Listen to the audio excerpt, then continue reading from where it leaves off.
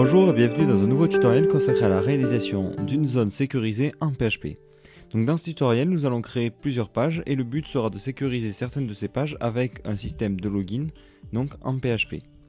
Donc pour commencer ce tutoriel, je vais démarrer donc PHP et aller dans ma base de données pour créer une base de données qui permettra de sauvegarder les utilisateurs. Donc si vous avez une base de données, vous pouvez créer juste une table à l'intérieur, sinon vous créez une nouvelle base de données. C'est ce que l'on va faire maintenant. Donc je me rends sur mon navigateur et je vais aller dans ma zone phpMyAdmin pour créer une nouvelle base de données.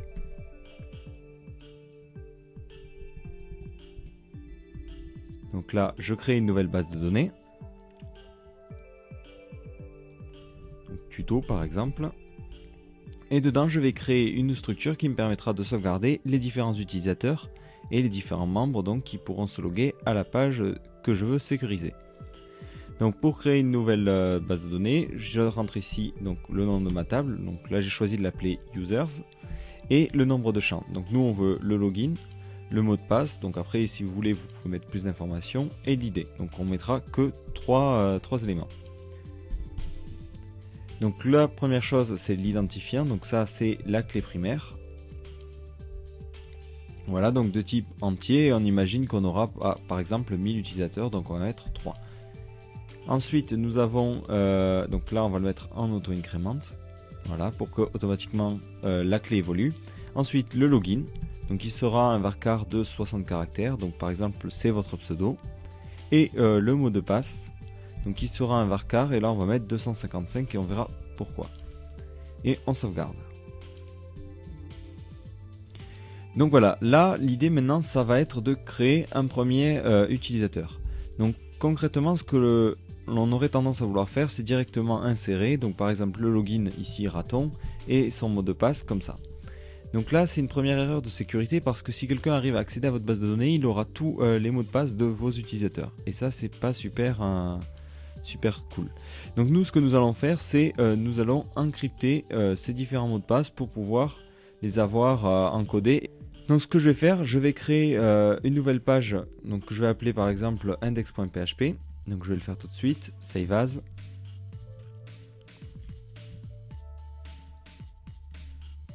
Voilà, et je vais l'appeler index.php. Donc là, ce que l'on va faire, c'est que pour encrypter les mots de passe, on va utiliser une fonction qui est par défaut dans PHP, qui s'appelle SHA1. Donc cette fonction permet d'encrypter les mots de passe avec un encodage qui ne peut pas être fait dans un autre sens.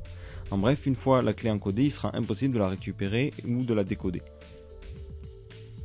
Donc ici par exemple, si je veux comme mot de passe 000, je fais SHA1 de 000. Voilà. Et là je l'affiche. Et là j'aurai une clé qui sera encodée et donc très difficile à récupérer. Donc je me rends sur cette page.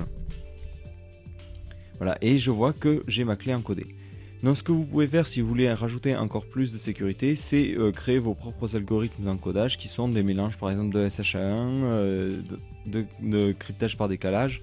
Donc là c'est à vous de voir. Donc nous on va faire quelque chose de relativement simple, c'est-à-dire juste utiliser la fonction SHA1 pour avoir un minimum de sécurité. Et donc je vais sauvegarder le mot de passe de mon utilisateur donc avec cette clé. Donc ici dans l'insertion, au lieu de mettre directement le mot de passe, je mets la clé cryptée. Et je sauvegarde. Donc là je vois bien que j'ai un utilisateur et maintenant le but de ce tutoriel va être de créer une nouvelle page. Donc là on va par exemple appeler cette page la page publique. Voilà, donc on va marquer page publique. Et on va créer une nouvelle page qui sera une page privée et là il faudra limiter l'accès pour interdire à la personne d'y accéder. Voilà, et là on va appeler ça page privée. Donc la première chose à faire est de faire un formulaire qui permette aux personnes de se loguer. C'est-à-dire un formulaire où on puisse taper son login et son mot de passe et qui nous renverrait vers une page qui ferait l'ensemble des vérifications et qui le redirigerait vers la page privée. Donc ce que nous allons faire ici, nous allons créer une nouvelle page qui s'appellerait par exemple login.php. Et cette page, nous allons créer un formulaire assez simple, donc qui ramène vers la même page qui se chargera de loguer la personne. Donc pour faire un formulaire, donc là je ne vous le rappelle pas, donc forme action, on va mettre la même page que la page courante, donc c'est login .php. Ensuite, la méthode, on va tout faire passer par post, histoire d'avoir plus de sécurité. Ensuite, on crée un premier champ, donc ce sera un champ de texte. Donc son nom, ça sera login. Pas de valeur par défaut, ni de taille par défaut. Enfin, de taille maximum. Donc ça sera le champ pour taper le login. Voilà. Et ensuite, le même champ pour le mot de passe.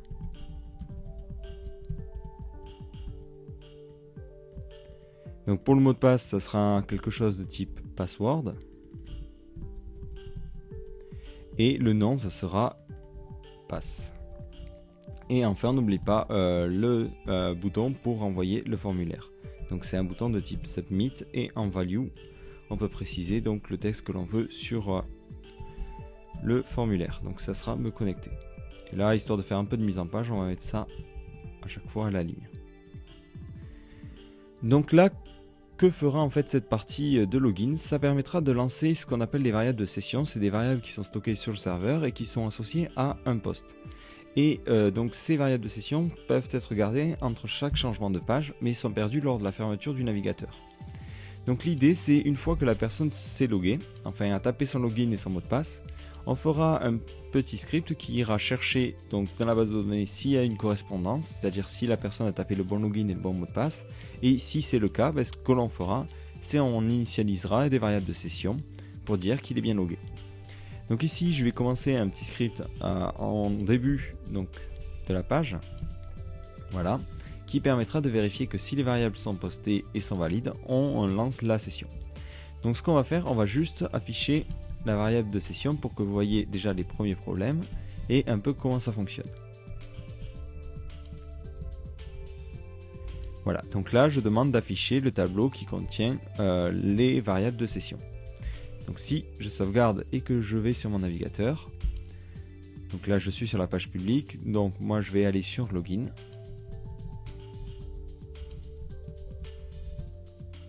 Et là je vois qu'il me dit qu'il ne connaît pas cette variable. Pourquoi? Parce que lorsqu'on veut utiliser une variable de session, il faut dire au serveur de commencer les sessions. Donc ce qu'il faut faire, c'est juste taper un petit bout de code qui s'appelle session underscore start. Voilà. Donc ça c'est une fonction qui permet de travailler ensuite avec les variables de session. Donc il est très important de mettre cette fonction en tout début de script. Donc on va voir tout de suite déjà que ça fonctionne, ça m'affiche le tableau des sessions. Mais si j'utilise des caractères avant et que j'utilise après session start, ça ne marche pas. Il faut à tout prix lancer cette fonction là avant tout démarrage, avant tout contenu. C'est-à-dire que vous ne pouvez pas avoir d'espace ou lancer le session start en plein milieu donc, de votre page. Avant tout affichage de contenu, il faut avoir le session start. Donc ici, le session start est bien lancé. Et ce qu'on va faire, c'est on va aller vérifier si la personne a bien posté des éléments. Donc if is7 $post. Donc ici, on va juste vérifier que le login et le mot de passe sont bien envoyés. Donc déjà, if is7 post, voilà. Ensuite, on va vérifier que le login et le mot de passe ne sont pas vides, donc différent de empty. Donc post de login et différent de empty post du mot de passe. Donc là, le mot de passe, on l'a appelé passe. Donc là, on vérifie que les différents champs ne sont pas vides. Comme ça, ça permet d'être sûr que la personne au moins poste des identifiants. Donc si là, on va extraire les données du tableau pour pouvoir y travailler plus facilement dessus.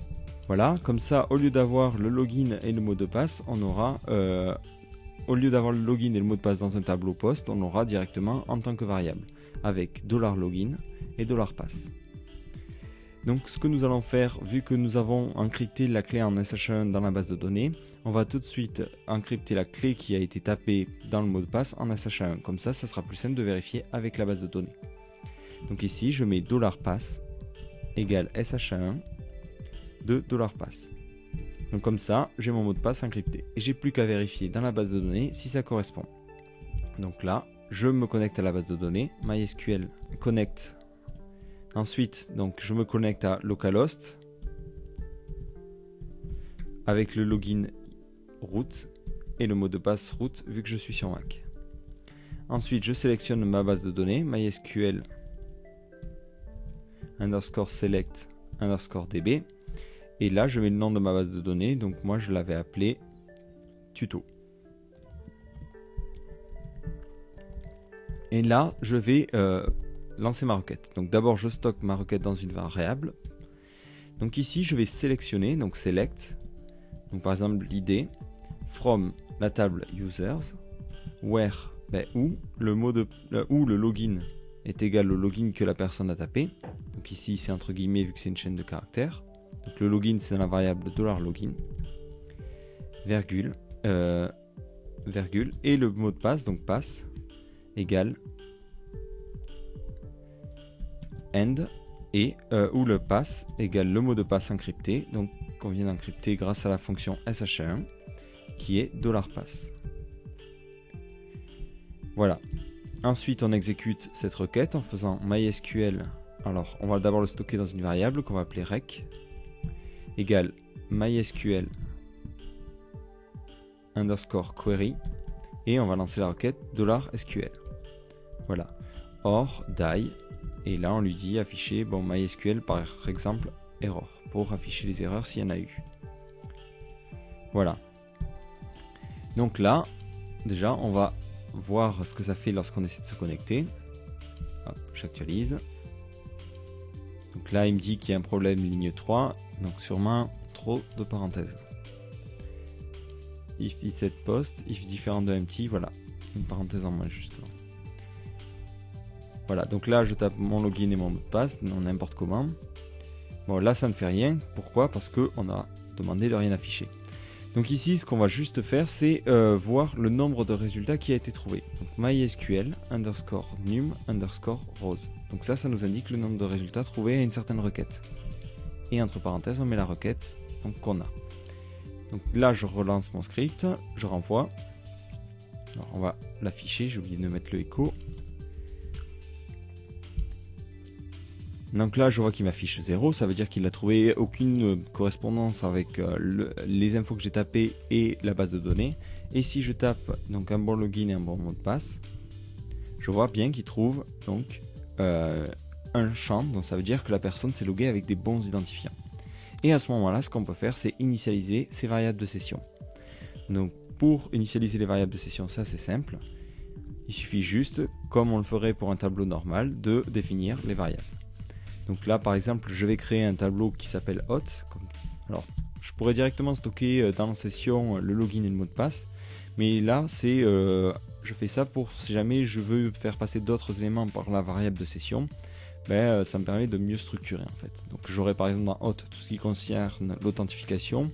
Par exemple, j'aurai un autre tableau panier qui contient tout ce que la personne a acheté et ainsi de suite. Donc là, c'est une histoire d'organisation. Et donc dans ce tableau, je vais créer donc plusieurs champs. Donc le premier c'est le login. Hop, je vais passer le login. Donc là c'est $login. Et je fais passer aussi son mot de passe, donc encrypté, histoire de ne pas avoir de fuite à ce niveau-là si quelqu'un arrive à lire les sessions des utilisateurs. Voilà. Et après je vais afficher ce tableau pour voir si les variables sont bien passées d'un endroit à l'autre. Je sauvegarde et je renvoie mon formulaire avec mes informations et je vois bien que là il met le login et le mot de passe. Donc cette partie là justement qui initialise les sessions, on ne veut pas la faire si jamais l'utilisateur essaie de se loguer avec des mauvais identifiants, c'est à dire qu'ici on a trouvé 0. Donc ici on va mettre if, donc si ça est supérieur à 0, voilà, si c'est supérieur à 0, qu'est-ce qu'on fait? On crée ces sessions, ça veut dire qu'on a trouvé un utilisateur. Et sinon, qu'est-ce qu'on fait? On lui affiche par exemple mauvais identifiant. Donc là, on lui donne pas trop d'infos, on lui dit pas si c'est juste le pass ou le login, pour pas qu'il puisse faire plein d'essais jusqu'à trouver. Echo, mauvais.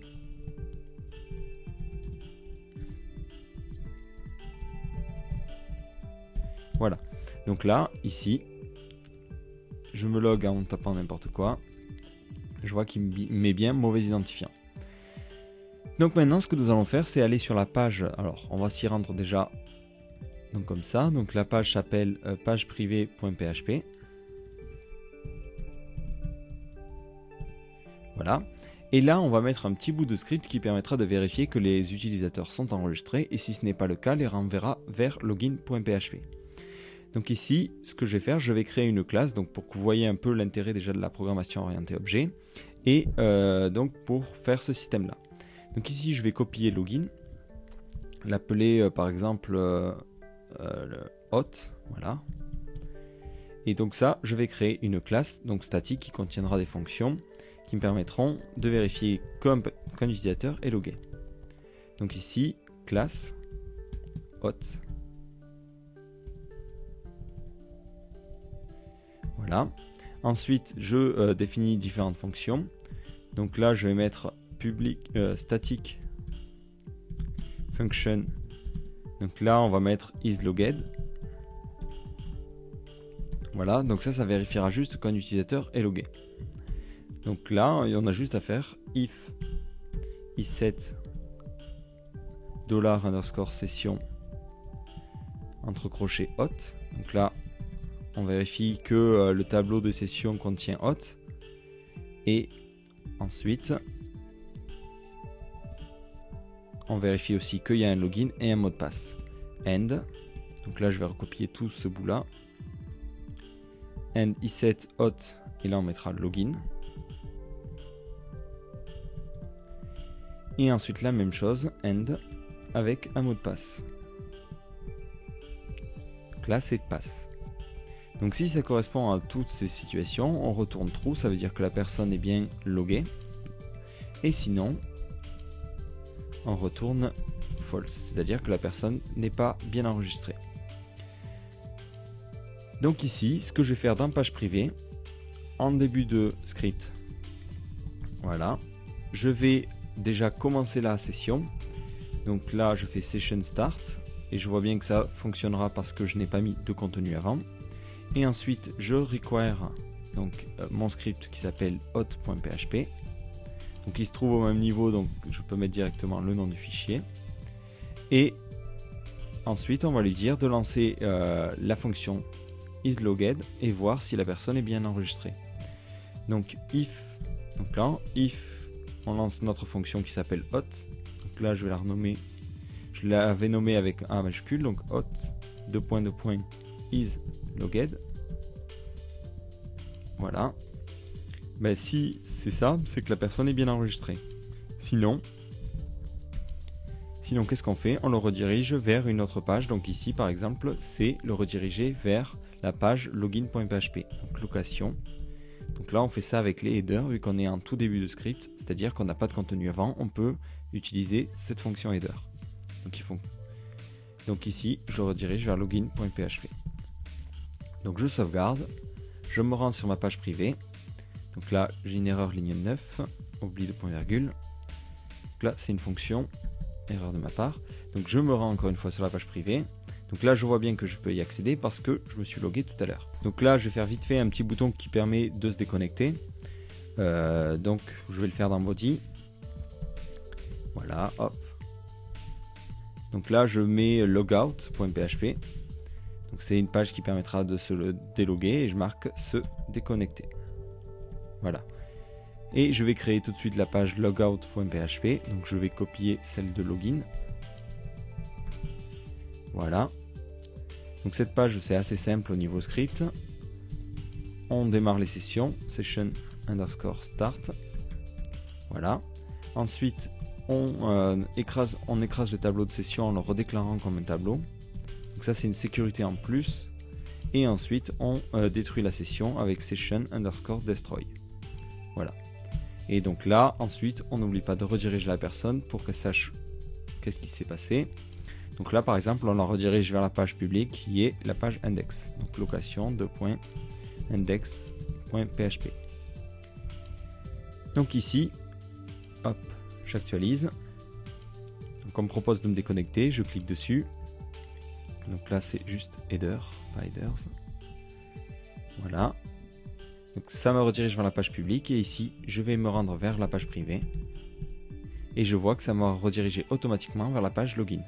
Je tape des identifiants mauvais. Donc ça me tape mauvais identifiant. Je tape des bons identifiants. Et donc là, bon, je suis logué. Et si je veux me re-rendre sur la page privée, je vois que j'y ai accès. Là, comme vous l'avez remarqué, lorsque je me log, ça ne me redirige pas automatiquement. Donc si par exemple vous avez une page d'accueil avec les utilisateurs, ce que vous pouvez faire, c'est dans la partie qui log la personne, c'est-à-dire qui initialise ses variables de session, on peut rediriger vers donc la page, par exemple, page privée. Donc en utilisant encore une fois le header, donc location page privée.php. Hop, donc là encore une fois une erreur de point virgule. Donc là, je me log cette fois-ci avec les bons identifiants et je vois qu'automatiquement ça m'a redirigé vers la page privée. Donc juste pour aller plus loin, comment on pourrait faire pour sécuriser un peu plus le système? Ça serait ici dans la partie hôte, au lieu de vérifier juste que la session est définie, reprendre ce bout de code là, donc avec la partie requête. Voilà. Ici, on vérifie déjà que les sessions sont bien définies. Et ensuite, dans cette partie-là, ce qu'on pourrait faire, c'est extraire donc le tableau session hôte pour récupérer le login et le mot de passe. Donc là, on ferait ici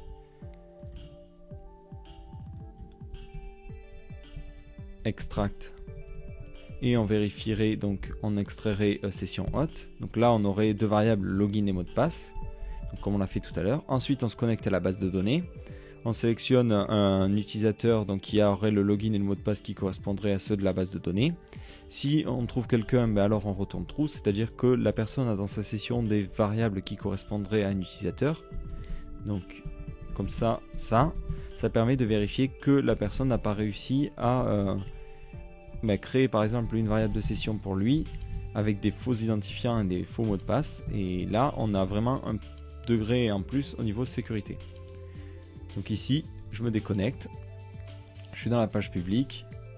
Donc par exemple, dans la page publique, je vais aller me créer des faux identifiants au niveau de mes variables donc de session. Donc, je vais directement recopier le login. Voilà. Et là, par exemple, au début, PHP. Voilà. Hop. Donc là, on démarre la session, session_start. Voilà. Et ici, donc je fais passer le login et le mot de passe. Donc là, il n'y a pas de souci à ce niveau-là. Et je vais mettre des trucs bidons. Voilà. Donc là, si j'enlève ma nouvelle vérification que j'ai faite, donc c'est-à-dire enlever tout ça et mettre juste un retourne true si les variables sont définies, on va voir que la personne avec ses faux identifiants va pouvoir arriver à accéder à la page publique. Donc là, il est sur la page publique avec ses faux identifiants. Il va sur la page privée. Donc là, erreur ligne 8. Encore un oubli de point virgule. Je vois qu'il a réussi à accéder à la page privée alors qu'il a des identifiants incorrects. Alors que si on rajoute cette vérification-là, on voit bien qu'il est redirigé vers la page donc, de login et de mot de passe. Donc ça permet d'avoir une meilleure sécurité. Donc maintenant, dernière petite chose, comment gérer plusieurs niveaux d'administration. Vous allez voir, c'est assez simple. Ici, on n'a qu'à insérer un nouveau champ. Donc dans la structure, on crée un nouveau champ qu'on va appeler le rôle de la personne, qui est donc là juste un varchar de 10 caractères. Donc administrateur, membre ou un autre type. Donc là, par exemple, cette personne, on va le mettre membre. Et ce qu'on a à faire, c'est dans la partie qui nous log avec login.php. Donc là, ce qu'on aurait à faire, c'est au moment de la requête SQL, sélectionner le rôle de la personne, par exemple, et donc la récupérer en faisant un $data égale mysql underscore fetch underscore asso. Voilà. Donc là, on récupère le résultat de la requête. Donc ça, on le ferait plus si on a récupéré un utilisateur. Voilà. Donc si on a récupéré un utilisateur, et là, on récupère dans le tableau data le rôle de l'utilisateur. Et c'est ce rôle-là qu'on va pouvoir utiliser dans la variable de session. Donc là, on créerait un nouveau truc, rôle. Et là, on stockerait le rôle qu'on aurait à cet endroit-là.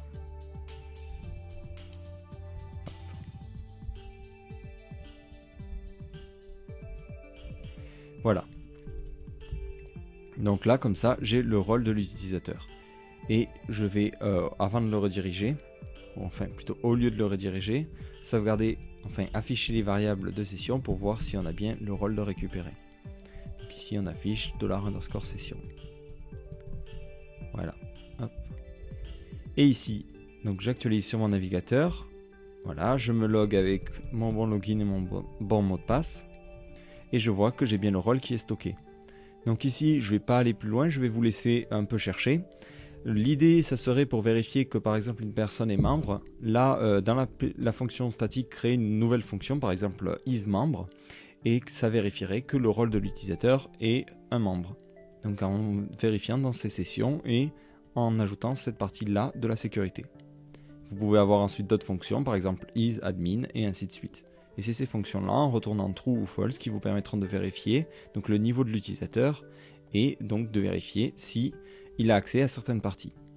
Et enfin, si vous voulez créer une page d'inscription, c'est très simple. Ça, on l'a déjà vu par exemple on a déjà vu l'insertion des données par exemple dans la création d'un livre d'or.